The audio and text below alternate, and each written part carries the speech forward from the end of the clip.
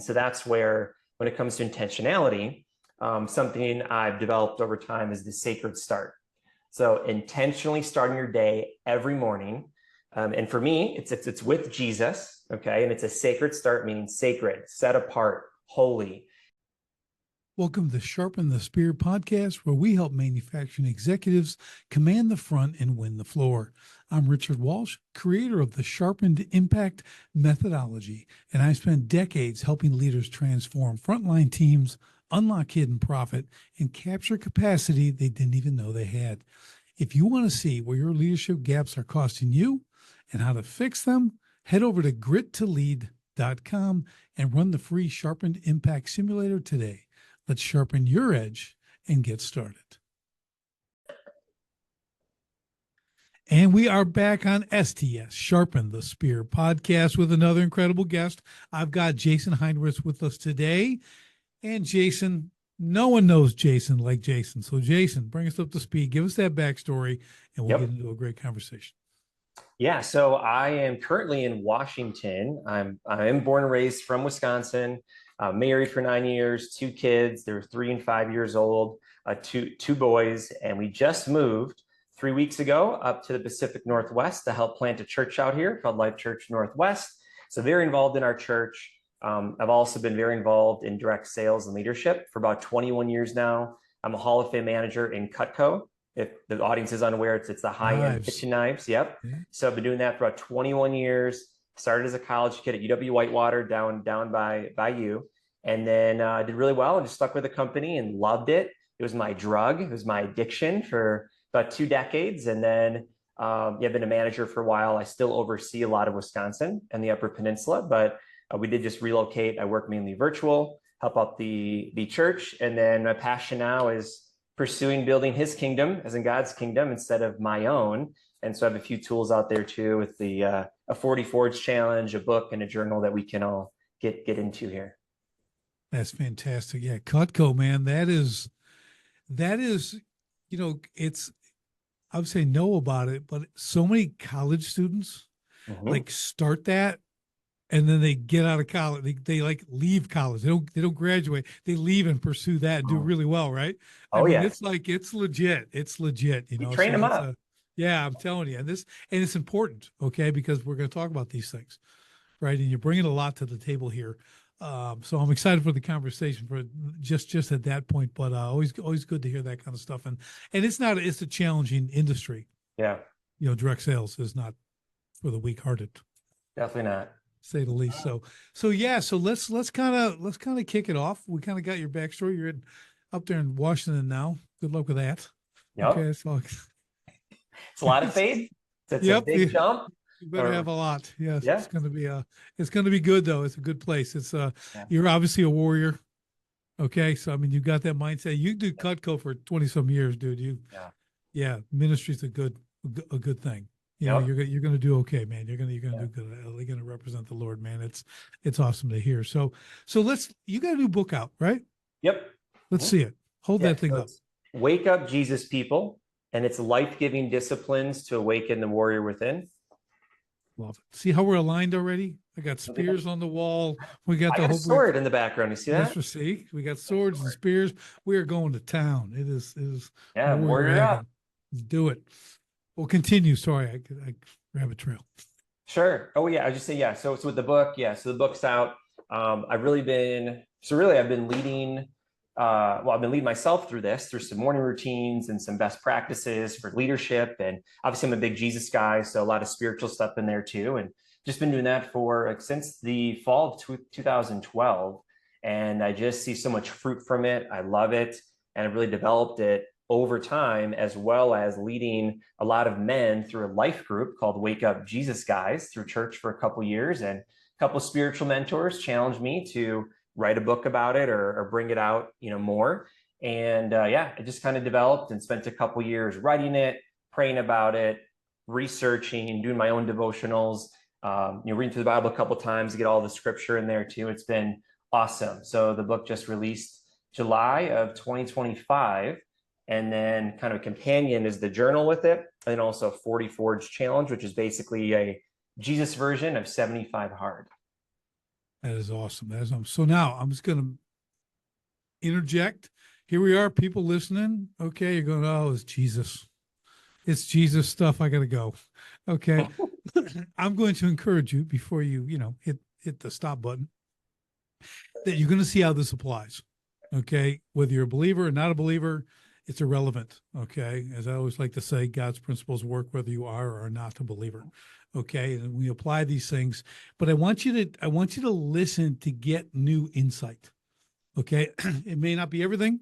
You may not agree with everything. It doesn't matter, but you're going to pull stuff here. You're going to get, when Jason and I are talking about this stuff, that's going to be really, really useful and impactful in your life. So I just want to set the stage there.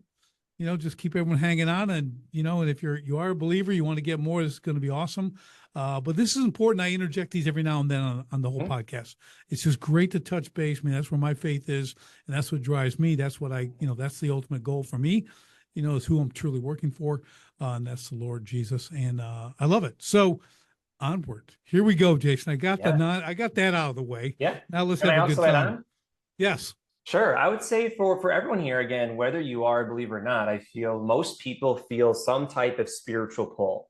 Most people have something that they're pursuing, that they're feeling, that void that they may feel in their heart. And so for us, for me, I truly believe in Jesus Christ. However, whatever your faith is, the principles can apply.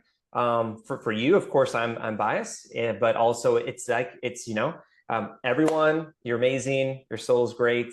Hope you find Jesus, but at the same time, hope you're open enough to hear some of this. If we do get into some of the spiritual side of things, and maybe apply it to where you're at now. We talk in our church about it's a Jesus journey. So we're all on our own journey, wherever part of the story you are at on your journey. I'd say just listen with an open mind, and let's roll. Yeah, love it. Love it. Thank you, Jason. Yeah. So let's kind of get into it. Kind of let's start with the book. Let's start with the premise, kind of what, the early inspiration, and then kind of let's walk through some of the chapters. Sure. So let's go way back. So in my 20s, so with direct sales, I was building it. It was my drug. It was my addiction. I was partying a lot. It was my now I was 1 foot in the world, 1 foot out, having a lot of fun, building my organization, loving it. And I almost got married.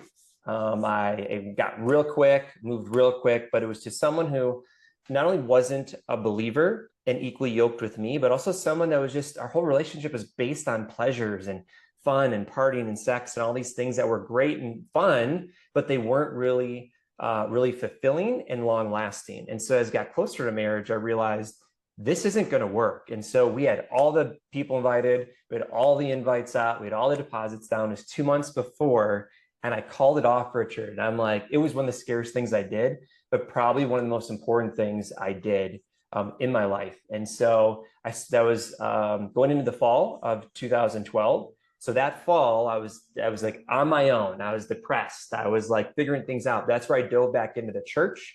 I dove back into some morning routines. I went to a Tony Robbins event, and I just like I refocused, and I reset myself up for a year of growth, and no dating, no partying, just growth and church. And then that really set me on a tone and a trajectory for the rest of my life. And so doing all of these and learning these and reading a bunch of amazing books and learning a bunch of amazing practices on morning routines and just life routines, I really wanted to share it, and saw a lot of fruit and saw a lot of people struggling in life and in their faith. And so I wanted to put it all together, and I had some thoughts about it as a book, but started as a life group at church. And there were 10 to 15 guys going through it at a time. And I was doing different 8-week rounds of this, and so much fruit from it, so many men leveling up, that I'm like, okay, I gotta bring this out to a bigger audience than just our church in Green Bay, Wisconsin. And so that's where the inspiration came. I got serious about it, and instead of waking up at 5 a.m. for my sacred start, which I can get into, it was 4:30. So 30 minutes every morning just to write for 6 months, get it done. And then a lot of prep to get the book out until now. That's awesome. Yeah. It's routines, rituals. We talk about those a lot from a business standpoint. They're really, really critical. you know, and in all different aspects. And I think what you did, Jason, by taking that year when you're diving into personally growing, right, and really doing the research without the distraction. And I've been married 26 years, so the dating part's way behind me, but I'll tell you that was a major distraction to a lot of things. But you're right, and just that ability to focus for that time and really develop really can help set your trajectory as it's done for you here on the future. And I love that you were able to come to that realization. Same thing with the wedding thing. I had a similar situation at a point. I didn't wait that long. I was like 6 weeks into being engaged and said, what have I done? And yeah, that was a really hard day to say, can I give that ring back? Yeah. You know, but it was for all the wrong reasons. Like you said, it's really important. And you could cross over with that stuff too, because a spouse, okay, is, well, from our Christian aspect, it's a covenant. It's not a contract, right? Sounds like you two are about to enter into a contract. And then when one party or the other were not living up to the air quote in the contract, you could dissolve the contract, right? Well, that is not the way to go. So when we look at the covenant, it's God, you, and your spouse, right? So we kind of get that. And in business, we're making a dedication to something, right? We're creating a business, we're running a business, or you've got seminars or whatever you're doing with this stuff. There's still a dedication to this that needs to be, I want to say, like, really planned. Like, you think you're going to be dedicated. It's like working out. Yeah, I'm going to January 2nd, right? Everyone's ready to go to the gym. It's very crowded for a week and a half. And then no one's there because they have no plan of sustainability, right? They're not truly dedicated. They're going to go because they feel like it, and then they don't feel like it after the third workout. So just tying that into, as we go forward, like, there's an intentionality to the things that we do that I think is important. So kind of expand on that a little bit, if you could. Sure. Well, when it comes to intentionality, I'd say, Richard, it is having priorities. And so for me, I filter everything through, my priorities, which my top 5 are God, and then me, my spouse, my kids, and then my family and spiritual family. And then work is like, based on the day, it's 6 through 10. Now, for about a decade or 15 years, I claimed God was number one, but really it was work. And so work was my idol, and work was was everything for me. My status, like, it gave me all my worth, gave me my ego, all my stats, accolades, how much sales we had that week really filled me up, instead of, having my priorities straight. So when I got those straight, which was only, now I'd say probably 5 years ago, really since like 2000, probably 2021, it's really been just this weight lifted off, and this peace and joy that now I can focus on work when I'm focused on work. And then there's a separation, and there are boundaries. So that way I can be my best at work, and I'm not worried about work, thinking about it all of the time. So, I put God number one in my life because I'm a Jesus guy, and then me. Some people think, okay, why? That's selfish. No, it's not. You have to be your best self for your people that you're leading, best for your kids, best for your spouse. And if you're depleted and you're not doing all these things first for you, that gets you right and also spiritually right, well, then you're going to be angry and annoyed and stressed with all your people, and you're going to be not as good of a leader, and you're going to be a bad dad, you're going to be bad, spouse. So really having that filter and those priorities first is really healthy. And so that's where, when it comes to intentionality, something I've developed over time is the sacred start. So intentionally starting your day every morning. And for me, it's with Jesus, okay? And it's a sacred start, meaning sacred, set apart, holy. And so it can look 30 minutes, can look like that for you. It could look like 2.5 hours. For me, it's about 5 a.m. until 7 a.m. is my sacred start. And it's 5 things. So it's exercise, it's prayer, it's journal time, it's affirmations from scripture, and then I'm blanking on the 5th. So, and then reading the Bible. So those 5 things. And some people, if they're not spiritual, well, then it can be reading a self-help book, right? If you're not spiritual, maybe instead of prayer, it's like silence and meditation, okay? But it's having these 5 practices every morning, without a doubt, that gets me right, gets me energized, gets me healthy, and, sharpened up for that day. to take on. So I know when 7:15 hits and the kids are up, it's hard to have intentionality when your kids need you or when you're doing, responding to stressful emails. So, but I'd say, Richard, is having intentionality in the morning, even goes back into the evening, the necessary night, which we can get into as well. But allowing yourself to start your day off right, so it sends you on the right path for the whole rest of the day because you're intentional to start. Yeah, I think this is really important. And this is where people really get wonky on this, not just the ritual aspect, that morning, the sacred time, everything else, because I do that too. I start at 4 a.m. Not to one up you. I'm just saying. Yeah. Hey. 4 a.m. It's a magic time because life isn't even up at 4 a.m. Yep. So I have similar routines, right?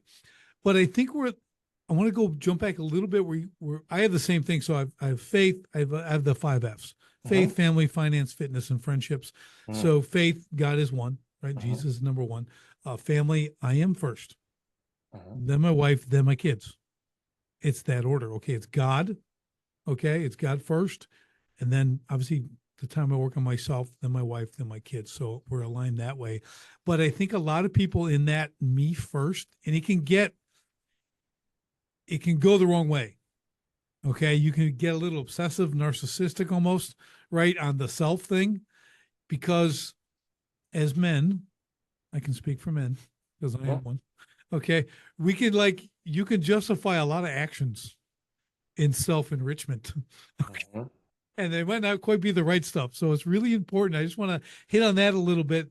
I'm in the fitness thing. I get to the gym every morning. I'm in the Word when I wake up. I wake at 4 a.m. I'm 32 ounces of water within 5 minutes of waking up. Get into the Word, do my daily reading, then my study. Okay. I eat some protein, like 30 grams of protein. I get that in.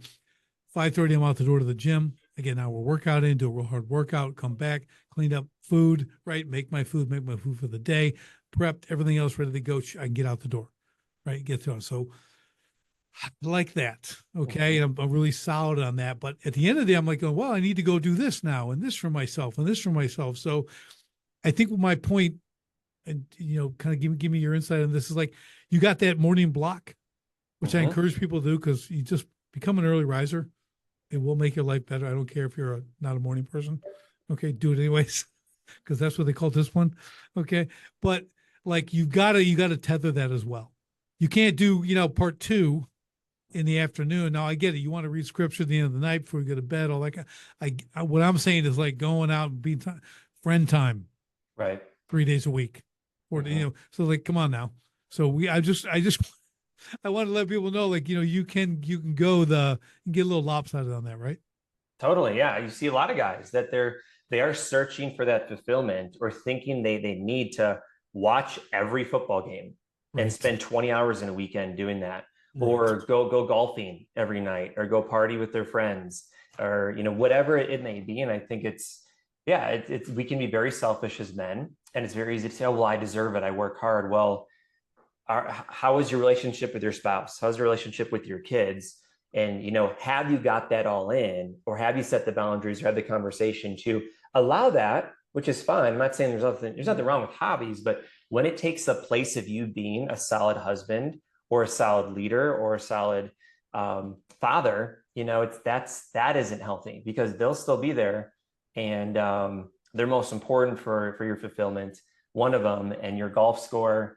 And who remembers who won, besides the Packers, that's all I care about, right? And I saw Aaron Rodgers pull off that really good victory too. It's like, you don't remember even who won the Super Bowl a few years ago. So it's like, what's really most important in your life, and does your schedule follow that? Yeah, it really is important. And, you talk about hobbies too. And if you have children, okay, I'm going to encourage you to have them join you in your hobby. Yeah. We have one, it's shooting. And we're privileged to be able to do that off the back porch. Nice. Okay. So we shoot, we do stuff hey, let's go put some rounds down range, man. This is a good time. This is a skill they get to carry on with them their whole life. Okay. So I'm I took it on me as a protector. I got to teach skills and do. I don't have a lot of hobbies. That'd probably be the only one other than working out. So yeah, I totally get it. You really need to, again, be intentional with that stuff. And what comes before that?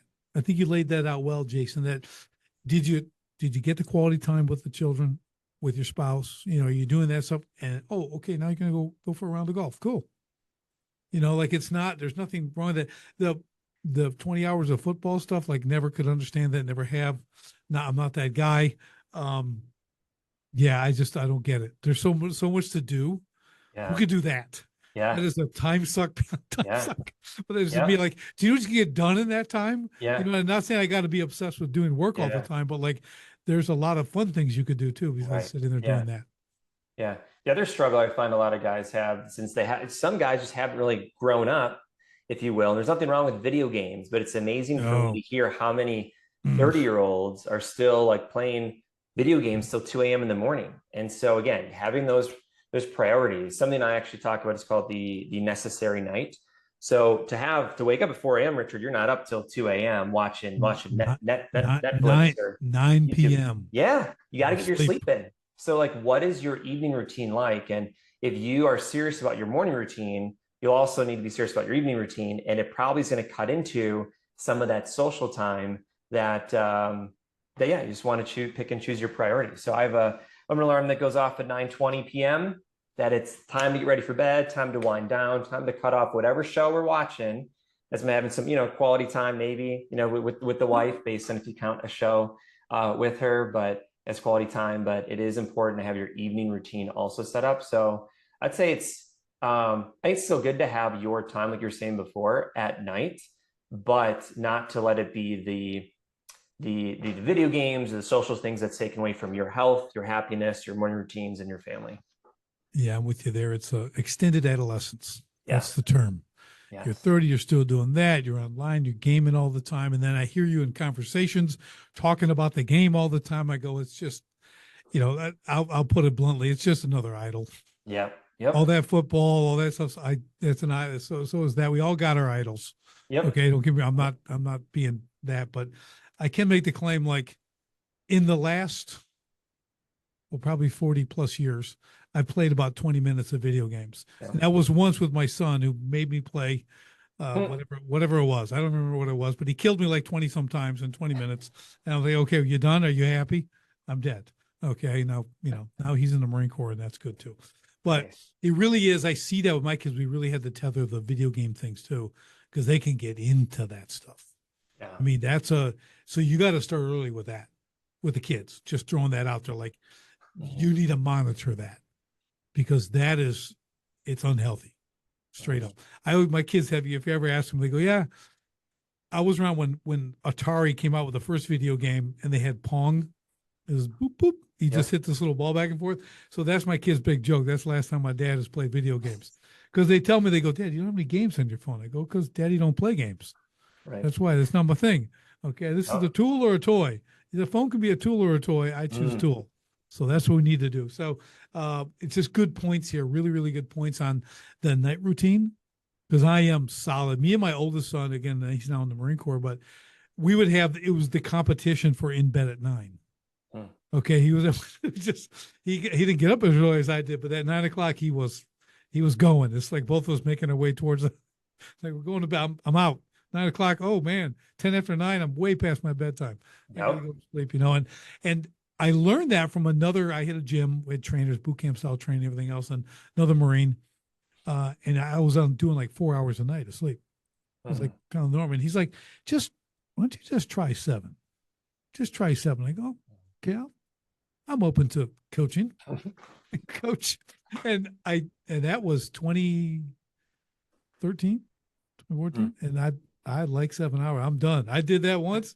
Again, I'm like, oh, this is beautiful. Yeah. This is my new thing. And I just instantly 9 o'clock has been the time ever since. It's been awesome. Yeah. It's amazing when we follow God's plan, right? I mean, God designed us, right, to get sleep and to go to bed as it gets dark, wake up as it gets light. And so when we switch that, you think about just like when we're up with those lights at night, it's waking us up. And when we're not getting our feet on the ground, we're not moving, we're not eating rich foods from the earth. When you think about just how can we get back to as simple as it was when it started, think back into Jesus days, they walked everywhere, water and foods and fruits, and just, when they were getting up and their peace, like how much time they spent just like, at peace or with family. And it just, we've gotten so far from that, that of course, people are medicating themselves and unhealthy and going to the hospital all the time. It's right there what we should do from the very beginning. Let's just follow as close as we can to that in this world, as tough as it can be, and we're going to be healthier and happier. You know what's interesting? Way back, go back a couple thousand years. Mm-hmm. It took man to hunt, build Yep. shelter, all this, Yep. 20 hours a week. Yep. A week. Mm-hmm. Good to go. That gave him 148 hours of free time. Yeah. You think about that in a week. And like, Yeah. we're all like, yeah, no time. I'm like, yeah, it doesn't take that much. And like, Mm-hmm. we've done that, again, I'm kind of in the country. We grow food. We understand all that. We just kind of really got into that. And it's been a really great kind of lesson for raising our kids. Cause now they got to kind of live that way. And their friends would come over and open the fridge and they'd be like, you guys don't have any food. I go, well, what do you mean? It's full. Yeah. Well, it's greens and it's this. Yep. It's all just like, well, we cook here. We're always cooking. Yep. Like we prepare. My kids, like, I think, Jason, between probably the first 10 years of their lives, we probably ate out like 3 times. Wow. Like we just make it. That's Well, you got 6 kids. You're going, Yeah, what's right. that cost? Right? Yeah. Go eat. It's like, so it was always, but then it just became the norm. Like Mm-hmm. always food. Always make food. Are you hungry? I'll make you something. And we Mm-hmm. tool up stuff so that, and then you got the smells. Mm-hmm. My wife bakes fresh bread all the time. Like, I'm like, this is for the kids. I want to remember, because those smells are what last. Yeah. The olfactory sense is huge Yeah. for the brain. Like they Yeah. come in, they start smelling that. I'm like, that's going to be the smell of home. Mm-hmm. That's love, because Mhm. they're prepping their food and stuff like that. So I know, weird tangent, but I'm just, there's these little things that you can do that make an amazing difference, not only to your health, but to your mental health. Yep. Yep. And that connection with family and everything else. It's amazing. Mm-hmm. And it tastes much better too. Yeah, especially if I cook it. Yeah. No, my wife is great too. But and just on that note, we talk about, so we have this big kitchen counter, right? You Mm-hmm. can sit on the stools on the other side and everything else in the kitchen. I'm cooking, and we have had some of the most amazing conversations at that counter. Because a lot of friends, right? We're a homeschool family, so you can imagine we have a lot of homeschool friends, and homeschool families tend to be rather large. So Yep. they'll have 6, 8, 10 kids like us, 12 kids. So, 3 families come over, we got like 35 kids at the house.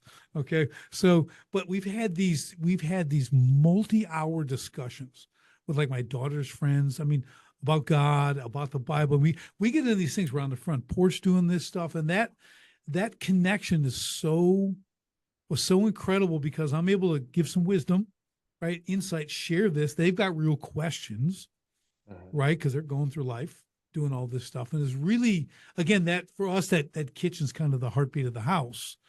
But we've had this chance to have that exchange over food. All right. I mean, come on, it's biblical. Let's just be honest. Okay. Oh, yeah. like it's, so I'm just saying, like, hey, we're being healthy, eating this stuff, doing this. And then the conversations come because you're connected.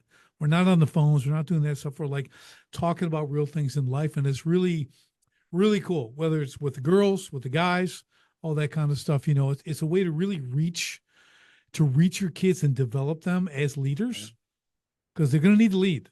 I mean, male and female, they both have their, there's roles, right? We can talk about that, but I'm just saying they're going to lead in their own way to that. And it's really something. Mm. Yeah. Yeah. I love it. So let's jump forward a little bit. Like, let's go into leadership. Let's talk about that a little bit. That developing leadership. We do a lot of that. Obviously I just written a book on it. We do all this kind of stuff, leadership mastery. But what I want to do is talk about the development process. Mm-hmm. And that's kind of what your book is, right? You're kind of walking through that. Yeah. Like, Yeah. let's talk about that, because I don't think a lot of people think he's a born leader. No, they're not. Mm-hmm. Okay. They're not, Right. they're not born leader. Like, all this stuff is developed in different ways, so let's kind of talk about that. Sure. Yeah. Let's start off with the root word for disciple and discipline is the same. So the Greek word is the disciples, which again, it's disciple and discipline. So you think about the disciples, getting back to Jesus, like they were the followers and they watched and they learned. They asked, Jesus, how do we pray? How do we do this stuff? And he modeled it. So I feel like as a leader, and then for me, even, bringing it back to myself, like, what am I modeling for my kids? What am I modeling for my team? And when they can get up and see me in my Bible or sweaty getting back from exercise or journaling, now they want to do it at just 3 and 5 years old. And they just know this is what mommy and daddy does. And so they don't know anything different. And so whatever you can model and live out loud with, I think the better as a leader. And at the same time, I think at work, we have to be careful to also set boundaries. Something I've struggled with, being a young 20-year-old ambitious hustler, partying with them, in the trenches with them, and leading from the front. So now as I got older, when with kids and a wife and other priorities, I don't want to do that anymore. And I can't with kids and wife and other priorities. And so learn how to inspire and encourage and lead people that way. And that way, as long as you're a great leader, also, like, they're going to keep coming back. So a lot of times people leave a company, they have an easier time leaving a company than they do leaving a leader. So they can keep learning from you. They can keep, if they see you and they not necessarily you're on a pedestal, but I feel like the more your people that you're leading, family as well, it's just, they crave that direction and they want it more. So if you look at yourself as like, hey, how disciplined am I? If everyone in my family or my organization were like me, how would they be, with their discipline, their choices, their mental health, and their mental, their mindset, I should say. So, whatever I can do, I'm just hungry to always learn and grow. I'm hungry to never stop learning.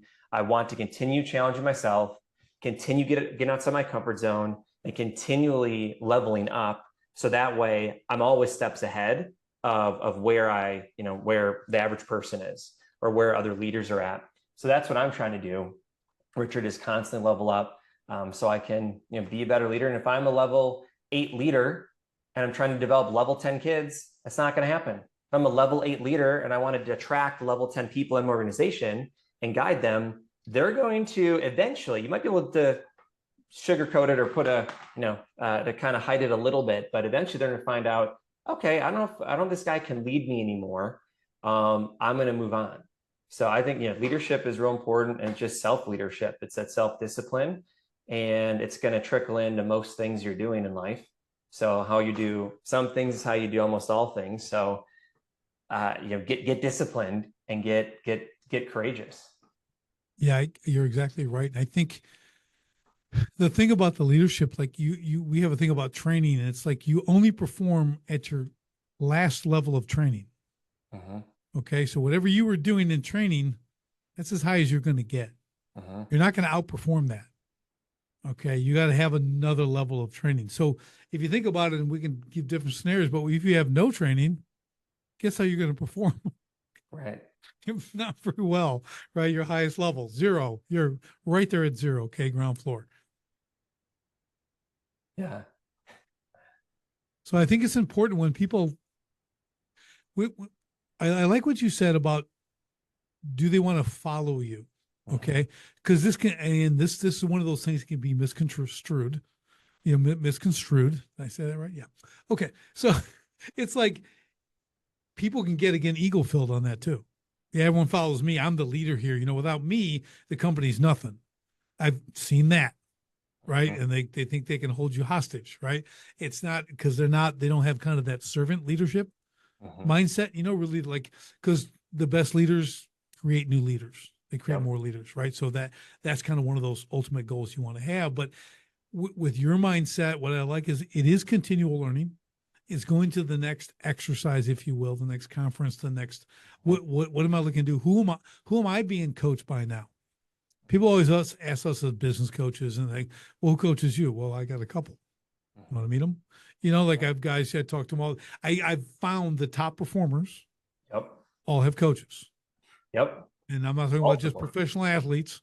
They got tons, of course. That's the easy one. I'm talking people who are really performing well in business. They're speaking, they're podcasting, they're running a business or 2 or 3 or 5. Okay. And they've got coaches that keep leveling them up. Yep. Right. And it's really important to understand, like, that is a intricate. There's a young guy here at my workplace here. Always seen him go to the conferences. He's just killing it, real estate and stuff. Great story, man. Loves the Lord. And I just watch him and his wife. I'm like, you guys are my favorite power couple. and they just, because they just put in the time. A lot of Bible study. They're really, really focused on the Lord, but man, they're doing everything it takes, going to the next conference, learning the next thing, traveling, just do whatever it takes to get to where they want to be. And I've just over the last probably year and a half, 2 years, to watch them elevate. I'm like, I just always walk by and give them away like, man, I love you guys. I love you. I just love to see one time I walked by their office and they're dancing together because Wow. they both like to dance. So she Uh-huh. taught him all this stuff. And I'm like, they're in the office. I stopped and I go, man, I love you guys. It's just good. It's just like, that's what it's about. They're working together. They've created this life, and they're learning, they're growing, they're maintaining a relationship with the Lord and themselves. Mhm. They got some really nice balance. Yeah, they work a lot, but they're doing it together. So it's just really cool. Like, there's all these ways to lead, and I really respect him. He's a young man of like 30. I think he's 30, 31. Just got a lot of respect for him. I didn't have that kind of focus Yeah. then. I was just business only. Yeah. It's impressive when people can catch on to it early. A lot of times they think it's no big deal in their 20s, right? In their 30s, they're trying to figure it out. And before they know it, they're, 40, 50 years old and thinking I should have pursued growth a little bit more. Yeah, I think, and it's interesting, Jason. Do you see that often, that like really these guys in their 20s, like I find it Mhm. really rare that they actually have some kind of Right. focus. Right. They're trying to be a coach for others when they haven't even coached Oh themselves yeah. yet. Yeah. We could Yeah. spend a whole show on that one. With all Yeah. their online, Yeah. all their online courses. And it's like, Yeah. it's like a 22-year-old unmarried guy who's trying to coach people on marriages or something, Yeah. it's like silly Children. stuff Yeah. like that, Right. It's, you know? it's, so what do you attribute that to? Yeah, I think so when it comes to the guy thing, which actually thinking about it, I do see more guys doing this. Hmm. It's trying to fill, I think, our ego and our desire to lead. God designed us to be leaders, to be warriors, to get out, to be hunters, to go and lead. And so we're fulfilled by that. And so some people choose their video game score, some people choose their golf score, others want to be known on social media. But I do think it comes down to them thinking that's what they need. And going back to the whole Jesus thing, it's like he designed us to have this God-shaped hole in our heart that we're trying to fill with drugs, alcohol, sex, accomplishments, money, and wealth, and all these things that we put on this pedestal as our number one priority. And we're chasing this to fill our desire to be loved and be enough and to be, looked up to. So I think a lot of guys try to go too quick without putting forth the actual time into it. But they're like, oh, look at me. Anybody can just be a social expert on online. So let's just try that. I see other people making videos. I can make videos. So I think it's just that they're trying to fill that void and they haven't figured it out yet. And they're maybe, sometimes very insecure on the inside. And so they think this is what's going to fill it. And I know for me, I struggled again in my 20s doing all of that instead of relying on God and filling that, which then gave me fulfillment and peace. So therefore, I could be better in all my other stuff and also do things for the right reasons. So by the way, I don't think there's anything wrong. There's nothing wrong with someone wanting to share great experiences online or coach others. But when you're doing it to serve others versus look at me, it's a recipe for disaster. Well, and that's awesome, because this is what happens. This is what happened to me, is that work, whatever you're doing. I don't care if it's videos, influencer, I'm building water features and scope, like it becomes your identity. Yep. This is where it gets like, I spent 20 years in that business, it being my identity. Mm-hmm. Okay. So that business owned me. Okay. Without that, when 0809 came and I'm losing everything's crashing, I'm like, well, I will be nothing. Mm-hmm. I'm about to become nothing. So I started making some really bad decisions to keep my ego filled. Mm-hmm. It was just sped my demise. Mm-hmm. So, it made it worse. And I always try to warn people now. That's kind of one of my things, is like, I'll never have the business own me. It will serve me. I will not serve it. And that's key. And this was all before I was a believer. Mm-hmm. So I'm doing all this stuff and I'm like, I didn't know anything else. All I knew was that was the path. Without that, but then after I realized that, Jason, so here I was, I'll give you the quick story. So I'm wake up one morning, it's 09. I got 6 little kids, 4 years old and younger, right? All this, losing everything, business crash and all this stuff. I mean, I lost $500,000 in a day, and then that was the beginning of the cliff and all this stuff. But I'm laying in bed and I started thinking, I go, if I stay on this path where business is first, it's everything. It's who I am, and everything is to that. All focus, all money, everything goes to that. I go, I'm gonna ruin my children's future. This is where God literally gave me a window to the future. I said they're gonna grow up and they're gonna have broken marriages, failed relationships. Maybe they'll make some money, right? But because they'll only do what they see. More is caught than taught. And like they will see me do this, I could tell them all the right stuff. Doesn't mean they only see that. And I'm like, I'm not doing that. Got out of bed, went in the office. We're done today. Shut the doors, went to my construction yard, told my guys, wrapping it up, had my last cup of coffee with them. I said, dude, they've been working with me for over 10 years, same guys. I'm like, can't do it. Well, what are they going to do? I have no idea. But I'm not doing this, and I'll never do this again. So I've never built a water feature or a sculpture in 16 years. Wow. Like I couldn't. And I went and then I had video of me burning all my uniforms. Because I always had a shirt on, a hat. I'm like, no, it doesn't, it's just burned. Yeah. Burned in the bonfire in the back. And I'm like, I couldn't, that for me was a huge lesson. That was the epiphany that the Lord gave me. Like, you need to fix this right now. Your kids are young. Yeah. I mean, I was like, that's what redirected like everything I did from that point on. Yeah. Like and I still wasn't saved, but I know it was God who did that. Just the promise of that, So, and I mean, I was a Christian. I called myself a CNO, Christian in name only. That's what I was. So I go to church, but I wasn't saved. I didn't even know what it meant. Yeah. And neither did the church I was going to.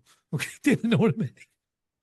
Just gotta say, there's never an altar call. They never like asking people to accept Jesus. I'm like, this is but there's like 2,000 people here. That's something, So one of those churches, Jason. But luckily, I had to relocate, had to move, everything else. Incredible plan. It never changed a thing.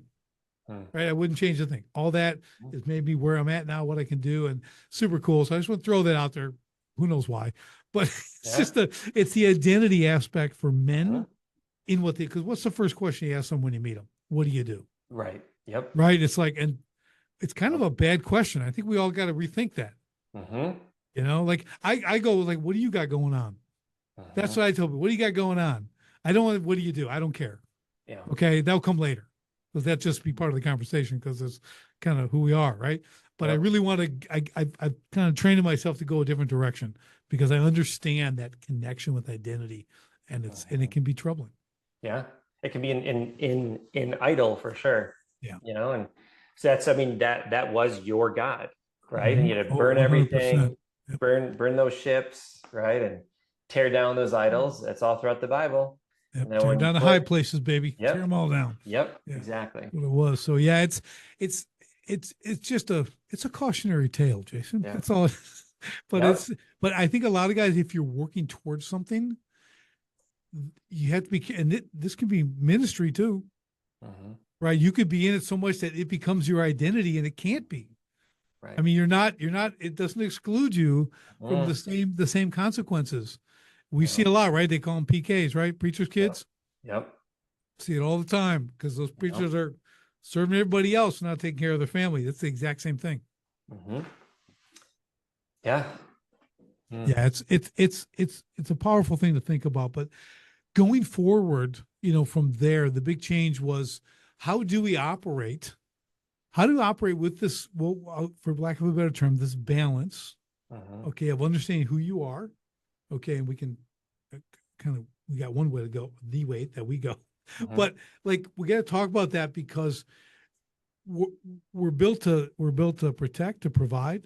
Okay, so we're a protector, we're a provider, we're a priest for our families, right? We're talking from the man standpoint, right?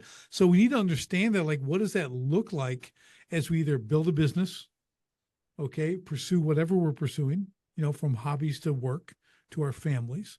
I mean, it can get a little messy, a little complicated. Yeah. Yeah. I mean, it's when you don't have, I mean, what I found is the more I follow God and the more I put him as a priority and he's my identity, the more things just make sense and the more peace I have. And when I really think about, okay, everything I'm doing down here, what is it for? Right. And so if I can think we're just visitors, we're set apart. The world shouldn't make sense to us because we're visitors, we're citizens of heaven, right? And so as we come down here on earth, it's like, how can we just love people and love him, right? And when we put all of our thought in like, we're gonna build this empire of a job or a business or wealth, like for what? For what? To leave for our, and there's nothing wrong with building wealth, right? But when that becomes your end all be all and your idol, and your identity's in that, and then for what you're gonna save it for Jimmy, your fourth grandkid that you'll never meet, like really, that's why you're working so hard right now. So I think it's important to when you put things in perspective, to know that, if you think about, we're just visiting here for 100 years or so, if we're healthy, right, and blessed, what's our ripple, what's our impact, what's gonna be the actually long lasting legacy. And for me, it's Jesus. It's that my kids are raised and they follow him, and we're all partying in heaven for eternity. But the world is so tempting, and it's so easy to get caught up in that, and so easy to pursue those idols and get it all off whack and get it all off balance. And then we're struggling in our marriages. We're struggling with addictions, struggling with having any relationships with our kids. And then we're wondering why why people are depressed and down and committing suicide and that. Well, it does, when you follow the world's plan, it is not fulfilling or long lasting. Right. I think that, again, where's your identity? It's in Christ. And quick story on that. So my son, my oldest, was a really good runner, cross country, track, everything else. So he's the kind of top guy and going against the best. We had this one guy who was always just beating him, and we're having this mile cross country race, and this is the time. Like, this is the battle, right? Coming down the straightaway at the end, they are literally whacking each other with their elbows, right? Fighting for this. And the guy beats him by, a foot, literally his foot, right? Like, beats by that, right? So my son goes into this major depression because he lost. He's in his room, doesn't come out. My wife and I go in there. And I'm like, what is going on with you? He goes, you don't understand. Like, I'm the runner. I'm the best on the team. Like, they expect me to win. I have to win. I have to do. And he's kind of, he's been stewing on this for days, and this is coming out. And they said, oh, hold on. I said, let me tell you something. I can give you a stack of books from the floor to the ceiling right now of great athletes who was over in a snap of a leg, a neck, whatever. It's over. Like, never play again. Okay. I said, your identity is not in being a runner. Yeah, you're a really good runner. You're a great artist too. But that's the season. That's a gift. It's not that your identity is in Christ. Okay, and only in Christ. That's what you need to focus on. Forget all this. Well, it doesn't matter. You don't have to run again tomorrow. You don't care if you ever run again. It doesn't matter, right? So, okay, and then he comes out of it and he seems okay and looks great. Like, he gets it and everything's back to normal. I think it was 2 years later, he's in high school, and then he said he was talking to a friend who was a really great wrestler, came on the track team, was battling, like, well, look, I'm known as a wrestler, but I really like to run and do this stuff. And my son told me he gave him the same speech. And I'm like, I go, really? He goes, yeah, I told him. And I went, okay, that's like the coolest dad moment ever. Yes. Like, dude, I'm like, that's what I'm talking about. Yes. Like, that I still like that little, whew, that's good. It's just, I think about this all the time, like, man, that's when you're like, it does matter. You know what I mean? Because my thing, I was a great boxer. And then in 10 seconds of the first round of my last fight, it was over. I never boxed again. It's just, everything just finished. Like, everything's good till it's not. Right. But your identity, my identity was in boxing. You can see a pattern, right? Boxing, everything. Yep. It's what I do. Guy thing. Yeah. So, sure. But man, the awareness of this, the awareness of the identity. Yeah. This is what I think is kind of missing out there. I don't think it's talked about enough. Like, everyone, you'll hear your identity's in Christ. Okay, cool. Like, but they don't drive it home. They don't give why it's not. Right. They don't talk about why it's not. It's easy to say, but not like, well, what are you doing? Where is your identity? And where do you think your identity is? And you talk about work or a hobby. Sometimes the hobby is the identity, and that kind of thing, whatever, like you said. So I think it's a really important aspect of leadership. Okay. When we talk about leadership like that, who people know what, there's a different spirit. Okay. Yeah. So again, for the listeners, we're not getting wacky here, but the Holy Spirit, man, you can, people can sense the Spirit. They make comments on it. Yeah. They can just tell, the way I act, the way I walk, the way I talk, the way I do Uh-huh. conduct business, people know, even if they don't know Yeah. specifically, right? There's something different about me, Mm-hmm. and that's because, again, my identity isn't something most Yeah. people don't have. Yeah. It's a secret superpower for sure. I mean, when you have the Holy It is. Spirit and it's, God helping you. For some people, you call it your conscience, but a lot of it, that's some help. So for sure. I mean, before every meeting, before everything, I'm really trying to tap into the Holy Spirit more now too, and pray before everything. And why do I think I can do it on my own? Do I Yeah. really think I'm that good? I mean, come on, I'm a mess up all the time, every day. I'm just doing my best. And so it's like, I need his presence. I need his power with everything, into tough conversations with the wife, into leadership challenges, into responding to an email that I'm really, really mad about, or going on to a podcast, writing a book. It's like, man, just God help me in this. Give me some extra sauce. Give me some extra power, right?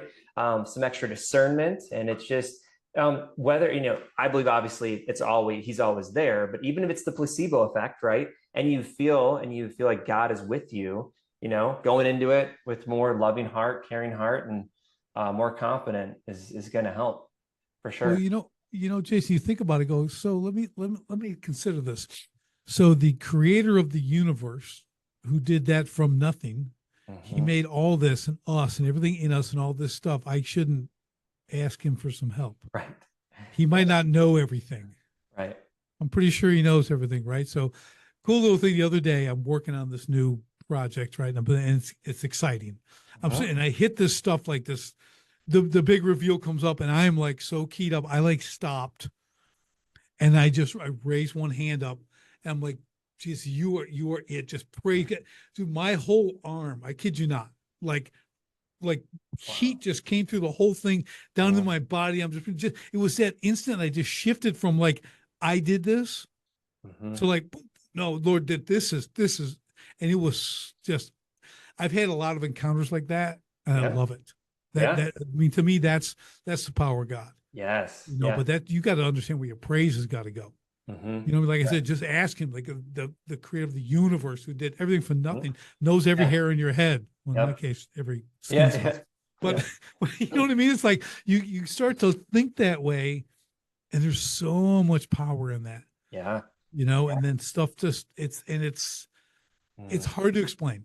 It It is is. really hard to explain to me. I can Yeah. tell the stories, but it's like Yeah. it's my testimony. Yeah, I think a lot of people struggle too with it. They have those moments, but they have a hard time. They think it's just up to chance, or just magically happen. But when you realize there is a spiritual world, and God loves us. We are His children. And think about those of you who have kids out there. If like I didn't really understand love. Like obviously, I love my spouse, and my wife Abby is amazing. But when I had kids, and in 2020, when I had my first child, like man, that love and that joy and that how I felt for them, and realizing, oh my gosh, that's how God feels about me as his kid. Like he wants to help. He's going to discipline. He's going to let us skin our knees a little bit too, but he's going to lay it out there. He's going to love us, but he's going to be just and know like, hey, he's got us.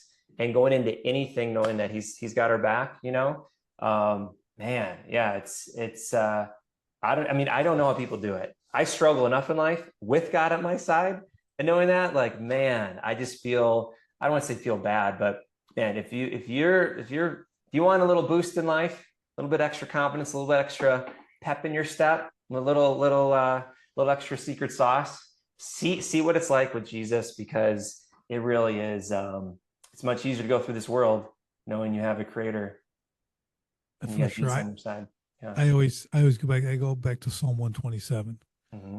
Children, they're a heritage from the Lord, like Mm-hmm. arrows in the hand of a mighty Yeah. man. Yeah. Blessed is the man whose quiver is full of them.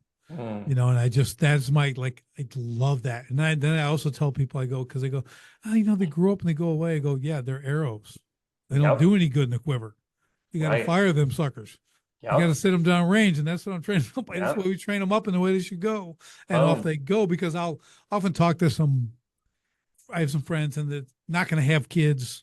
Mm-hmm. They want to do that, not bring them in this world, and they're believers. And I tell them, are you telling me at the level that I see you as a believer, Mhm. You think you're incapable of training your children and the way to go?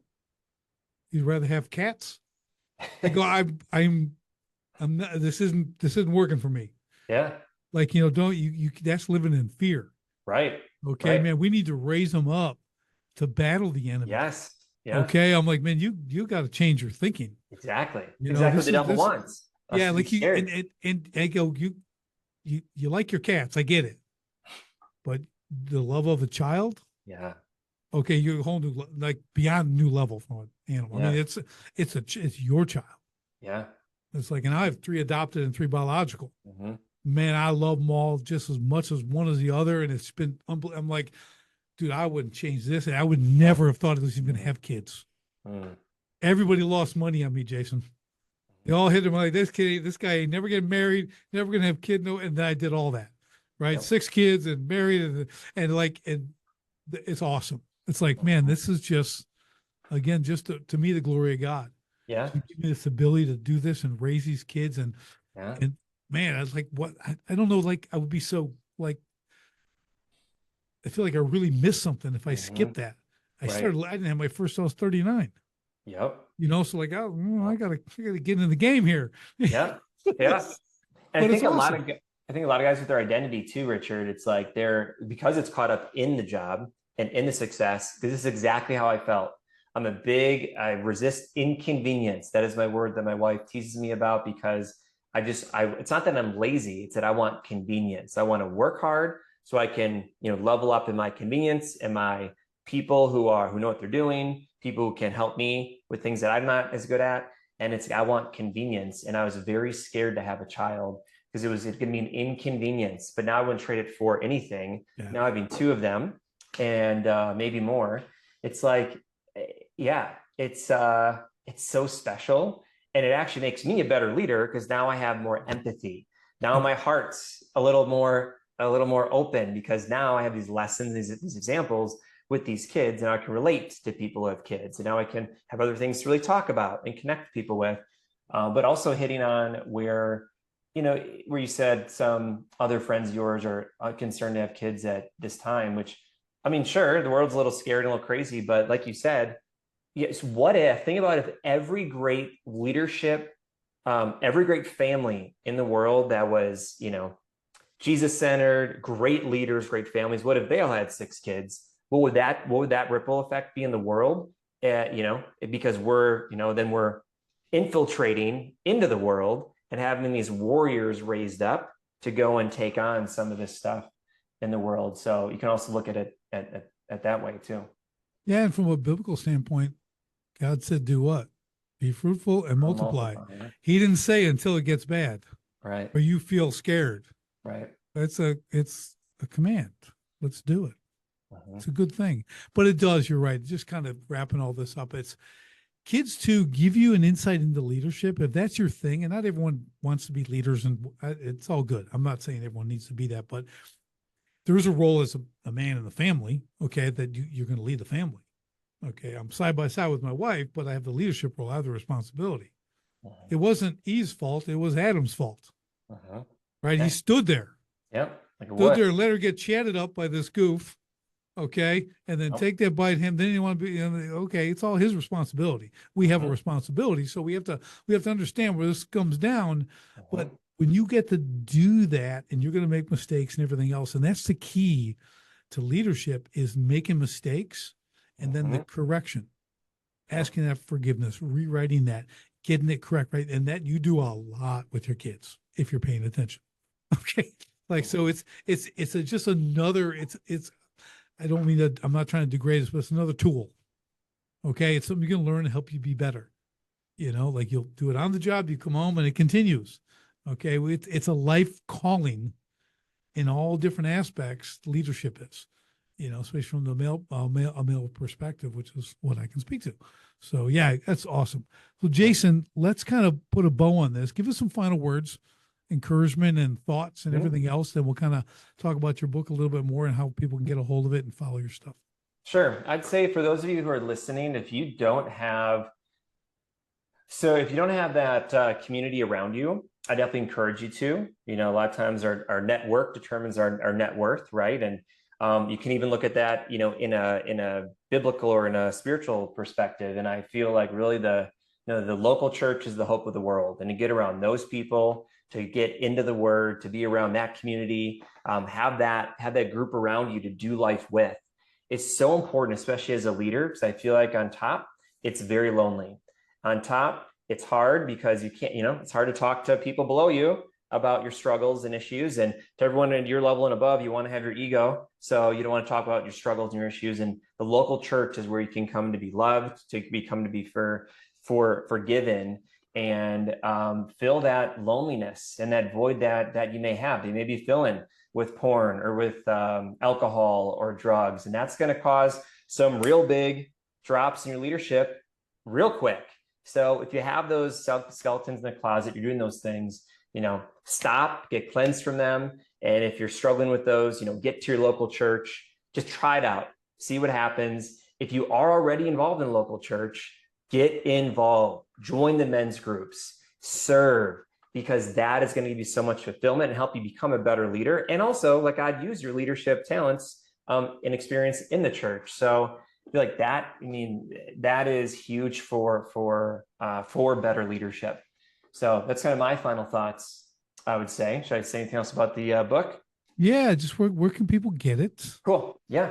So, well, the book and the journal is on Amazon. A lot of my stuff is just at the site wakeupjesuspeople.com, helping people wake up not only in the morning, but also spiritually and to life. So wakeupjesuspeople.com. Also myself, just my name on all social medias. Feel free to reach out. Feel free to check out the site for the book, the journal, and the 44 challenge. I didn't talk about much, but really, if you want to be challenged and you want a 40-day, get your mind right, your spirit right, and your health right, check that out and join the 44 challenge, because it really is all about reshaping your identity and taking these 40 days to really help you transition into where you're at to a different trajectory. And it's all about that morning start. I love it. Jason, this has been a blast. Thank you. We got in some cool stuff. I appreciate you just coming on and sharing this. Yeah. We don't get to do it too often on here. We get a couple here and there, but this one's been exceptional. So I appreciate your time. And for everyone else, we'll see you on the next STS podcast. Thanks for joining me on the Sharpen the Spear podcast. If you're a manufacturing executive and you're serious about unlocking hidden profit, improving frontline leadership, and taking control of your floor, go to grit2lead.com right now. Run the free Sharpened Impact Simulator and discover your biggest opportunities are hiding. Don't leave millions on the table. Sharpen your spear, lead from the front, and win the floor. Until next time, stay sharp.